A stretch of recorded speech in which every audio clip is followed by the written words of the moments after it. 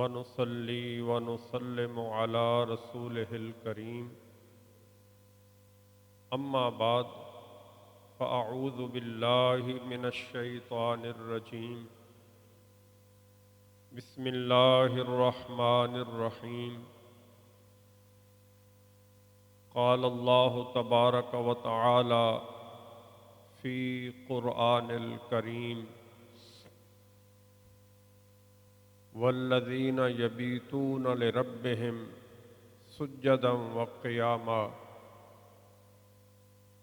صدق الله العظيم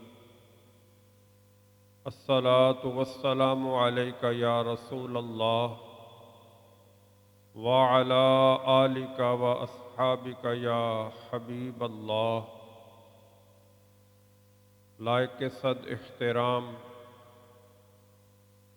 حاضرین محترم، جمعۃ المبارک کی گفتگو میں ہم گفتگو کرتے چلے آ رہے ہیں گوشہ نشینی کے آداب پر۔ آج کی گفتگو بھی اسی حوالے سے ہے کہ تنہائی اور گوشہ نشینی کے فوائد کیا ہیں۔ تو گوشہ نشینی کے اور تنہائی کے فوائد میں پہلا فائدہ یہ ہے کہ جب کوئی شخص اللہ کے لیے تنہائی اختیار کرتا ہے تو اسے تنہائی میں عبادت و ریاضت کا اور اللہ سے مناجات کا موقع ملتا ہے، اور عبادت کے ذریعے اللہ سے شرف ہم کلامی کا موقع ملتا ہے۔ لہذا بندے کو چاہیے کہ وہ اپنی زندگی کے لمحات میں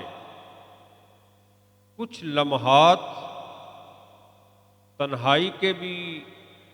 رکھے، گوشہ نشین بھی ہو جائے، اور گوشہ نشینی میں اپنے رب کی عبادت کرے،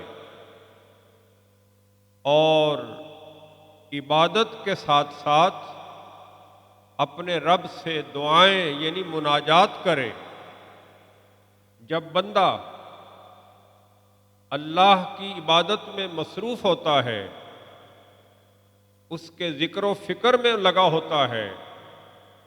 اس کی یاد میں ہوتا ہے، تو یہ اللہ سے ہم کلامی ہوتی ہے۔ وہ ایسے ہوتا ہے جیسے اللہ کے ساتھ ہے،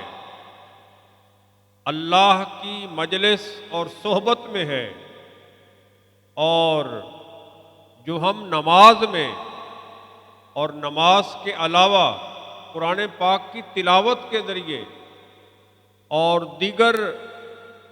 تسبیحات اور ذکر و فکر کے ذریعے جو ہم پڑھتے ہیں، اصل میں یہ جتنا کچھ پڑھتے ہیں ہم، اصل میں اس کے ذریعے ہم اللہ سے ملاقات اور ہم کلام ہو رہے ہوتے ہیں۔ لہذا ہمہ وقت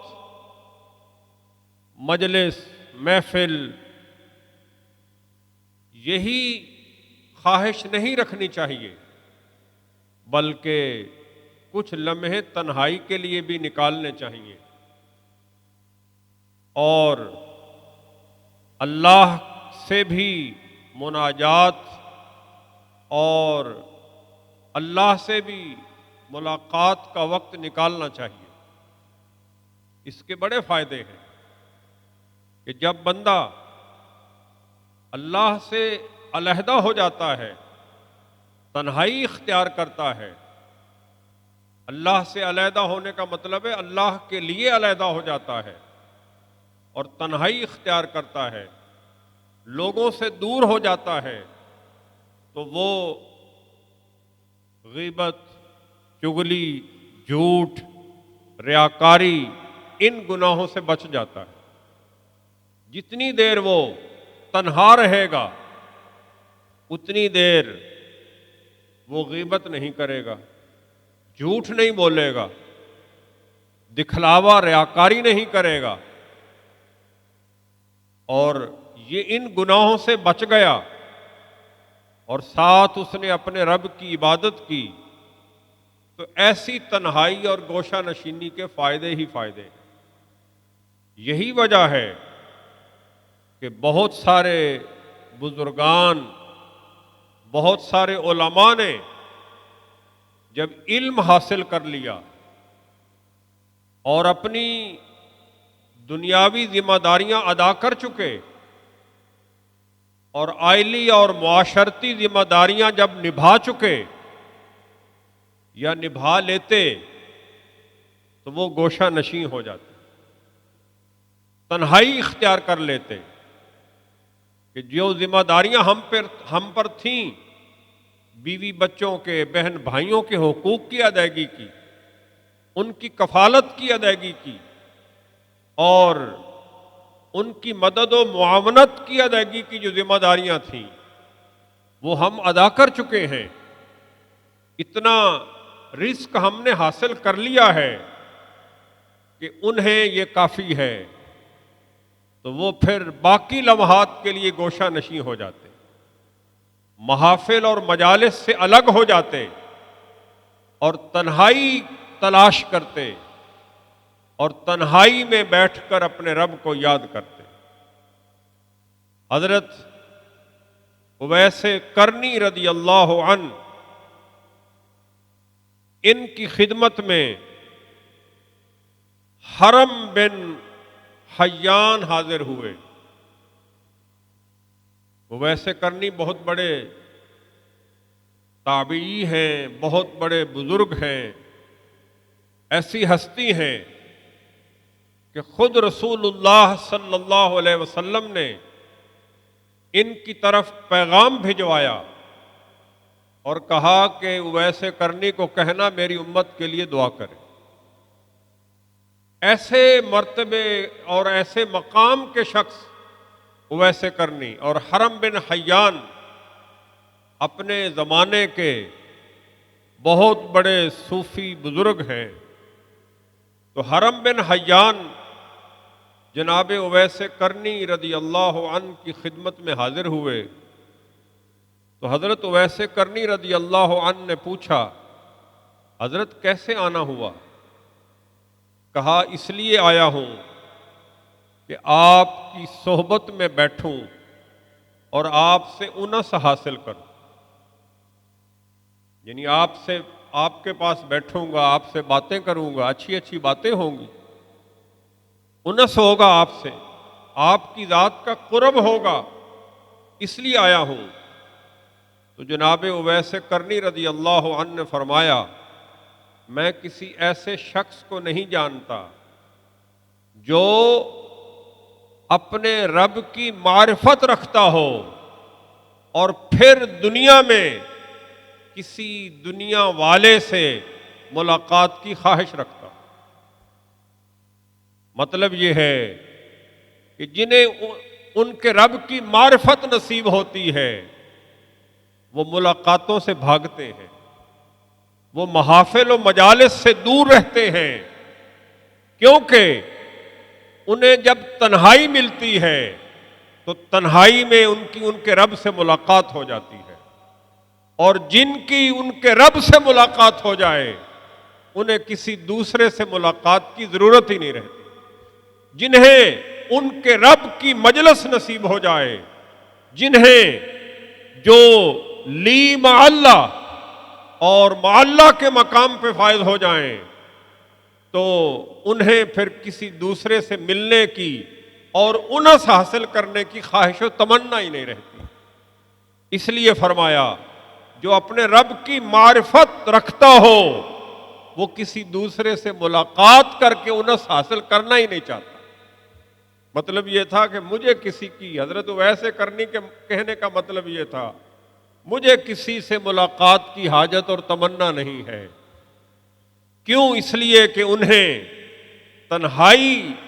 جو حاصل تھی، اس تنہائی کے ذریعے وہ اپنے رب سے ملاقات کر لیتے۔ رب کی مجلس اور محفل میں ہوتا ہے،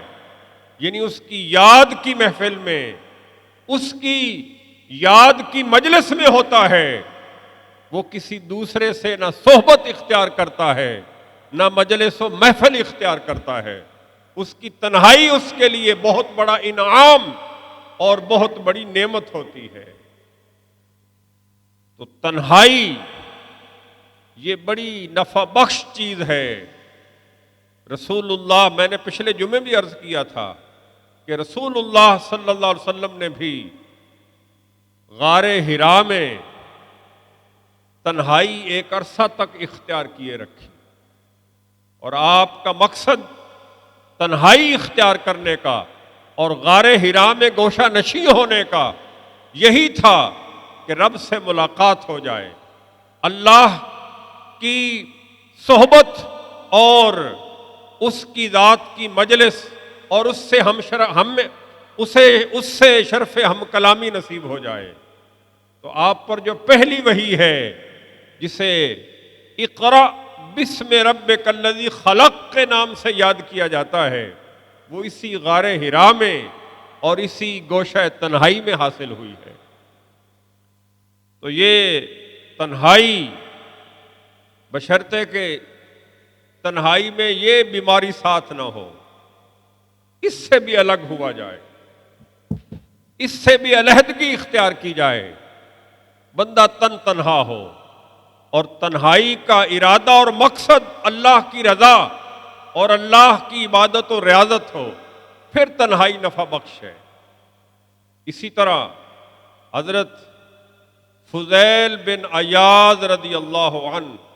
بہت بڑے عالم، محدث، بہت بڑے فقیہ اور بہت بڑے صوفی بزرگ بھی ہیں، تاجر تھے، تجارت کرتے تھے، لیکن جب تجارت کے ذریعے پیسہ اکٹھا کر لیتے تو پھر اہل و عیال پہ خرچ کے لیے رکھ دیتے اور خود گوشہ نشین ہو جاتے، تنہائی اختیار کر لیتے۔ تو فضیل بن عیاض رضی اللہ عنہ کے بارے میں امام غزالی نے لکھا ہے کہ حضرت فضیل بن عیاض کہتے ہیں کہ جب رات آتی ہے تو خوش ہوتا ہوں، رات کو آتے دیکھتا ہوں تو خوش ہوتا ہوں، طبیعت خوشی طرف مائل ہوتی ہے اور طبیعت سنبھلتی ہے، خوش ہوتا ہوں اس لیے کہ رات آئے گی، لوگوں سے بے تعلقی ہو جائے گی، رات میں تنہائی حاصل ہوگی، تو عبادت و ریاضت کے ذریعے اپنے رب سے ملاقات کروں گا اور اپنے رب سے شرف ہم کلامی حاصل کروں گا، اور جب صبح کو آتے دیکھتا ہوں اور دن کا اجالا دیکھتا ہوں تو انا للہ و انا الیہ راجعون پڑھتا ہوں، کیونکہ دن چڑھ آئے گا، لوگوں سے ملاقاتیں ہوں گی، دنیا کی محافل و مجالس میں جانا پڑے گا، اللہ کی یاد سے غفلت ہو جائے گی اور اس کی یاد سے دوری ہو جائے گی، لہذا دن آنے پر مجھے افسوس ہوتا ہے اور رات آنے پر مجھے خوشی نصیب ہوتی ہے، اس لیے کہ رات تنہائی ہو جاتی ہے اور تنہائی میں اللہ کے نیک بندے اپنے رب کے حضور حاضر ہو جاتے ہیں اور گوشہ نشین ہو کر وہ اپنے رب سے شرف ہم کلامی اور شرف ملاقات حاصل کرتے ہیں۔ اسی لیے قرآن نے کہا والذین یبیتون لربہم سجدا وقیاما، اللہ کے کچھ بندے ایسے ہیں جو رات اس حال میں گزارتے ہیں کہ کبھی وہ رات میں وہ سجدے میں ہوتے ہیں اور کبھی قیام میں ہوتے ہیں۔ تو یہ رات جو سجدہ میں گزر جائے، رات جو قیام میں گزر جائے، رات جو مناجات میں گزر جائے، یہ رات ہی اصل رات ہے، اور ایسی تنہائیاں یہ بندے کے شرف اور عزت کا اور اعزاز کا باعث ہے، اور رب کی مہربانی اور اس کی عطا کا باعث ہوتی ہیں۔ اور ایسی راتیں جو مجالس و محافل میں گزر جائیں، جو رات کی رنگینیوں میں گزر جائیں، اور رات کا اکثر حصہ وہ لوگوں کے ساتھ گپ شپ میں گزر جائے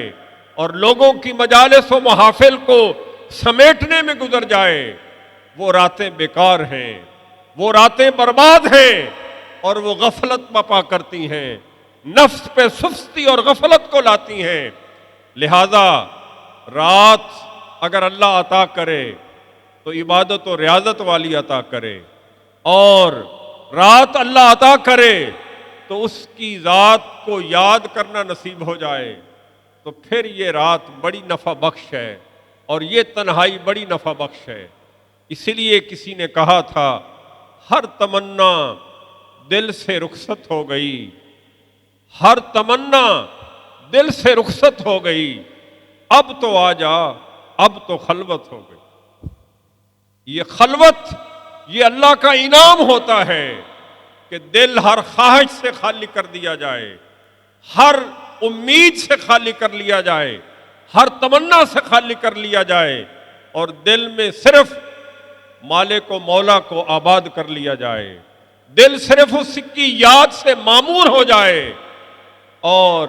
پھر رات کی تنہائی نصیب ہو جائے۔ جسے یہ نصیب ہوتی ہے پھر وہ یہ کہتا ہے کہ ہر تمنا دل سے رخصت ہو گئی، اب تو آ جا، اب تو خلوت ہو گئی۔ تو یہ خلوت بڑی نفع بخش ہے، جسے نصیب ہو جائے وہ بڑے مبارک لوگ ہیں۔ ہم تو محافلیں تلاش کرتے پھرتے، ہمارا تو علیحدگی میں اس موبائل نے آ کے لوگوں کا دل لگا دیا ہے، اس کی وجہ سے لوگ تنہائی ڈھونڈتے ہیں۔ یہ اگر نہ ہو تو ہم تو محافل زدہ ہیں، مجالس زدہ ہیں، ہم تو محافل و مجالس کی تلاش اور جستجو میں رہتے ہیں، ہم تو ایسے موقع ڈھونڈتے ہیں کہ کوئی ملے جس سے باتیں کریں، کوئی ملے جس سے باتیں شیئر کریں۔ یہ کوئی اچھی بات نہیں ہے۔ محافل میں نے پچھلے جمعے بھی عرض کیا تھا، محفل اور مجلس بس اتنی کافی ہے جس میں ہم روزگار کے لیے نکلتے ہیں، ایک ضرورت ہوتی ہے، ضروری اشیاء کی خرید و فروخت کے لیے نکلتے ہیں، وہ ایک مجبوری ہے، فکر معاش کی مجبوری ہے، اور فکر معاش کی ذمہ داری ہم پہ لازم ہے۔ بس اتنی دیر کے لیے محفل اور مجلس کو اختیار کرنا، تجارت اور دفتر میں بیٹھنا، بس اتنا کافی ہے۔ اس کے بعد کوشش کرنی چاہیے تنہائی مل جائے۔ وہ تنہائی مسجد میں بیٹھ کے بھی حاصل کی جا سکتی ہے، وہ اپنے گھر کی چار دیواری میں کوئی گوشہ اختیار کر کے کسی علیحدہ گوشے میں بیٹھ کر بھی وہ تنہائی حاصل ہو سکتی ہے، اور اسی کا بڑا فائدہ ہے۔ حضرت مالک بن دینار رضی اللہ عنہ فرماتے ہیں کہ جو شخص تنہائی اختیار کر کے اللہ سے شرف ہم کلامی حاصل نہیں کرتا، اور اللہ سے شرف ملاقات حاصل نہیں کرتا، اور مخلوق کے ساتھ ہر وقت لگا رہتا ہے، چاہتا ہے اسے مجلسیں ملیں، محفلیں ملیں، اور اس کے شب و روز محافل و مجالس کی نظر ہو جائیں، مالک بن دینار کہتے ہیں وہ جاہل اور کم علم ہے، اور وہ دل کا اندھا ہے۔ تین باتیں بیان کر دیں، کہا وہ کم علم بھی ہے اور دل کا اندھا بھی ہے، اور اس نے اپنی عمر ضائع کر۔ لہذا کوشش کیا کریں اپنی زندگی کے ان قیمتی لمحات میں، ذمہ داریاں ہیں ہم پر، ان کو بھی ادا کریں، لیکن ان قیمتی لمحات میں کچھ لمحے اپنی رب کی یاد کے لیے علیحدگی کے، تنہائی کے بھی نکالیں۔ وآخر دعوانا ان الحمد للہ رب العالمین۔